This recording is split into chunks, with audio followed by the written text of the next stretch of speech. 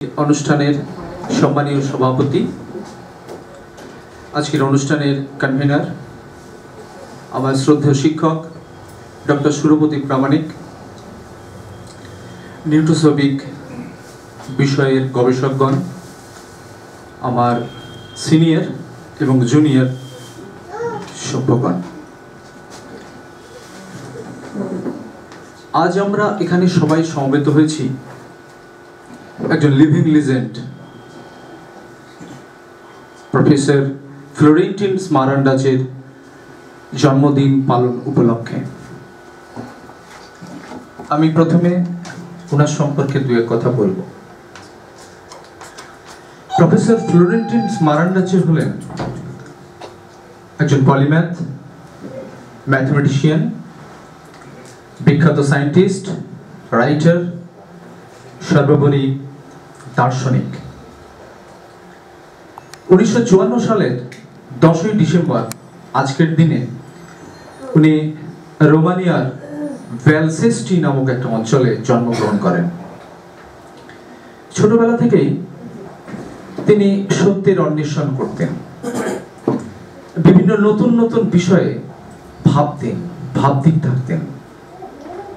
তার ছোটবেলাকার পড়াশোনা সবকিছুই হয়েছিল রোমানিয়ায়। তারপর আস্তে আস্তে ক্যারিউভা স্টেট ইউনিভার্সিটি থেকে উনি গ্র্যাজুয়েট হন, তারপর মাস্টার ডিগ্রি লেভেলের পড়াশোনা করেন।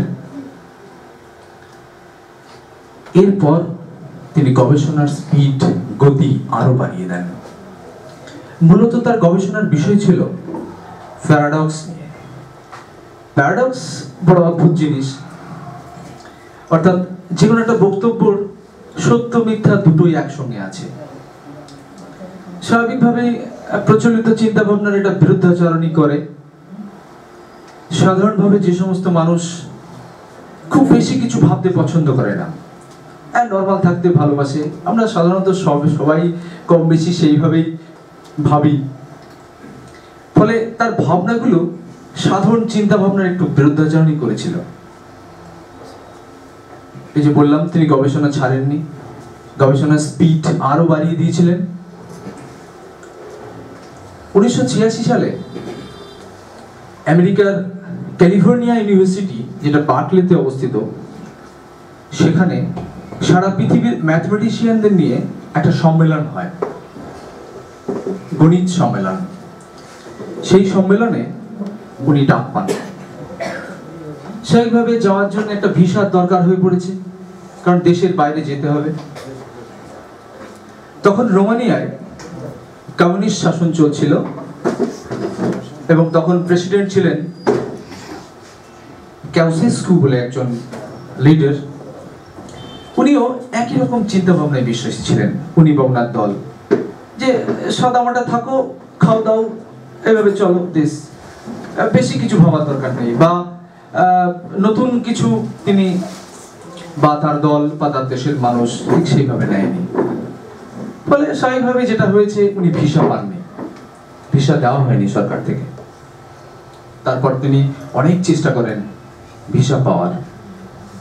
দুটো দেশের সঙ্গে উনি খুব সম্পর্ক রেখেছিলেন, বিশেষ করে ইউএসএ, মার্কিন যুক্তরাষ্ট্র এবং ফ্রান্স।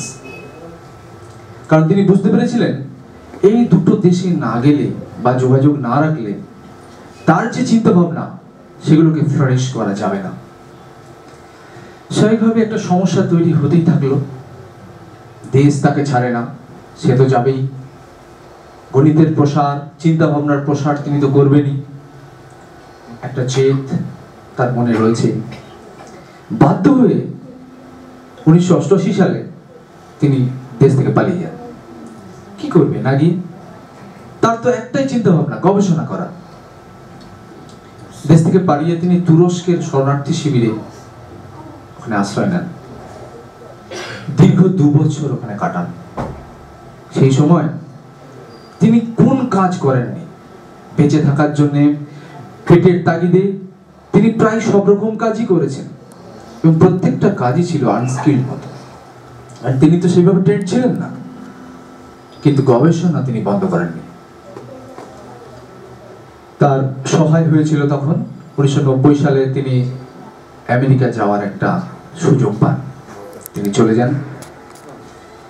ওখানে যাওয়ার পর তিনি আমেরিকার ফিনিক্স অঞ্চলে একটা সংস্থায় সফটওয়্যার ইঞ্জিনিয়ার হিসাবে কাজ শুরু করেন এবং একই সঙ্গে তিনি আরেকটা কাজও করতেন। পিমা কমিউনিটি কলেজ, যেটা ট্যাক্সন বলে একটা অঞ্চল আমেরিকার, সেখানে তিনি অ্যাডজয়েন্ট প্রফেসর হিসেবে কাজ করতেন।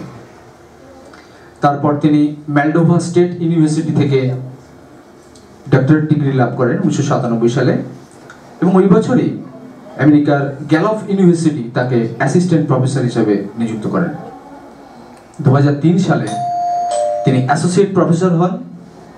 বর্তমানে তিনি ওই ইউনিভার্সিটিতে আছেন এবং ফুল প্রফেসর হিসেবে, এবং সেখানকার সায়েন্স এবং ম্যাথমেটিক্স ডিপার্টমেন্টের তিনি চেয়ারপারসন। বর্তমান আজ পর্যন্ত ওনার সংক্ষিপ্ত জীবনী এটাই। সবচেয়ে বড় কথা, গবেষণা অন্তঃপ্রাণ তার। তিনি আবিষ্কার করেছেন 1998 সালে আমাদের বর্তমানে যেটা আলোড়ন সৃষ্টি করছে, নিউটোজপিক লজিক।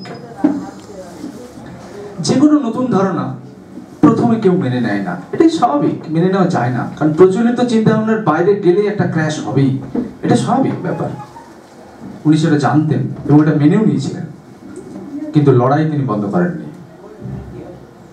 তার প্রায় 1000-এর উপর আর্টিকেল রয়েছে, সারা পৃথিবীর বিভিন্ন জার্নালে শোভা পাচ্ছে।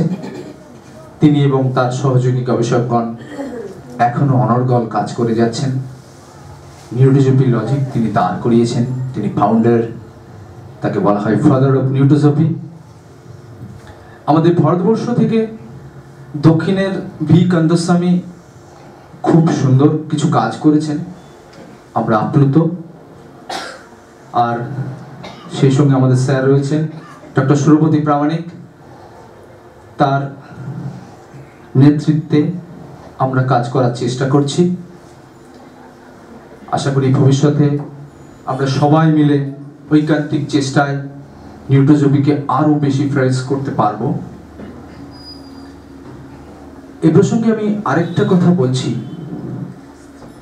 ভালো কিছু করতে গেলে, ভালো স্টুডেন্ট তৈরি করতে গেলে ভালো টিচারের দরকার হয়, ভালো শিক্ষক খুব দরকার, না হলে ভালো ছাত্র, ভালো গবেষক তৈরি হয় না। এ প্রসঙ্গে আপনাদের সামনে আমি একটা ঘটনা শেয়ার করব, সেটা আমার জীবনের সঙ্গেই যুক্ত। আপনাদের সামনে আমি এটা শেয়ার করছি খানিকটা। 2008-09 শিক্ষাবর্ষে আমি নন্দলাল ঘোষ বিডি কলেজে বিএড পড়তে যাই।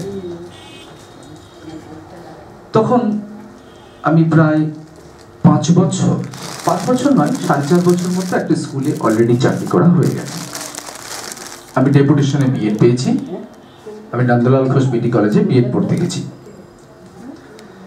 কিছুদিন পর, ওই দিন 15-20 ক্লাস করার পর আমার সঙ্গে দেখা হলো স্যার সুরপতি স্যারের সঙ্গে। একটা ক্লাসের পর স্যার আমাকে দেখা করতে বললেন।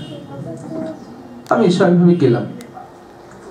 যাওয়ার পর বললেন যে কি ব্যাপার, বাড়ি কোথায়, ইত্যাদি ইত্যাদি বিভিন্ন রকম জিজ্ঞেস করলেন বিভিন্নভাবে। আমি এই উত্তর দিলাম। পরের দিন আবার ডাকলেন, ডেকে বললেন তুমি কেন নেট দিচ্ছ না, আজ থেকে লেগে পড়ো, সব বই আমি দিচ্ছি, তোমার কিছু ভাবতে হবে না, তোমার কোনো প্রবলেম নেই, যা আটকে যাবে আমার কাছে আসবে, আমি তোমাকে সব বই দেবো, তুমি পড়তে থাকো। বাবা, আমি পড়াশোনা থেকে বহুদিন বাইরে, পড়াশোনা ছেড়ে দিয়েছি, প্রায় 4 বছর চাকরি করা হয়ে গেছে, আমার পড়াশোনা তো এবার ভালো লাগে নাকি। আমি সেদিন বাড়ি ফিরছিলাম, ফিরতে ফিরতে আমার মনে হলো কি ব্যাপার, স্যার আমাকে কেন বললেন, এরকম তো কেউ কোনোদিন বলেনি। আমার বই সব দিয়ে দিতে চাইলেন, যে বইপত্র সব দিয়ে দিচ্ছি, তুমি পড়ো, কি ব্যাপার, খটকা লাগলো, কারণ এ ধরনের অভিজ্ঞতা আমার লাইফে হয়নি কোনোদিন। বাড়ি গেলাম, পরের দিন এলাম, কলেজে এলাম, স্যার দেখি একটা ব্যাগে বেশ কয়েকটা বই টই নিয়ে গেছে। আমাকে আবার ডাকলো, দেখে বলে এই বই কটা নিয়ে যাও, এখানে মার্ক করা আছে, সব বলা আছে, তুমি পড়তে থাকো, আমি শিওর তুমি নেট পাবে। এই বাবা, স্যার কি করে বুঝলো? যাই হোক, আমি বাড়ি গেলাম, ওই ব্যাগটা ছোলাটার বাইরে নিয়ে বাড়ি গেলাম। বাড়ি গিয়ে পড়তে থাকলাম, দেখি স্যার বলেছে, দেখি কিছু হয় কিনা। পড়তে গিয়ে দেখি মাথা সব কিছু বুঝতে পারছি না, সব পড়া ছেড়ে দিয়েছি তো। যাই হোক, এভাবে চলতে চলতে চলতে চলতে বিএড পড়া শেষ হয়ে গেল, বাড়ি চলে গেলাম। তারপরে আমি একটা প্রতিজ্ঞা করে ফেললাম, যতদিন নেট পাবো সেদিনই স্যারের সঙ্গে কথা বলবো, তার আগে কথা বলবো না, ফোন করবো না, জিজ্ঞাসা করবো না, কিচ্ছু খোঁজো না। নেট পেলাম, স্যারের কাছে ফোন করলাম। স্যার বললাম কাল থেকেই কাজে লেগে পড়ো। কারণ কী কাজ করবো স্যার? ওই স্যারের কাছে আসার পর স্যার বললো একটা নতুন ফিল্ড এসছে, নিউট্রোজোপি, দেখো কিছু করা যায় কিনা। ওই সূত্রপাত আজ পর্যন্ত চলছে। আমি স্যারকে আমার প্রণাম জানাই।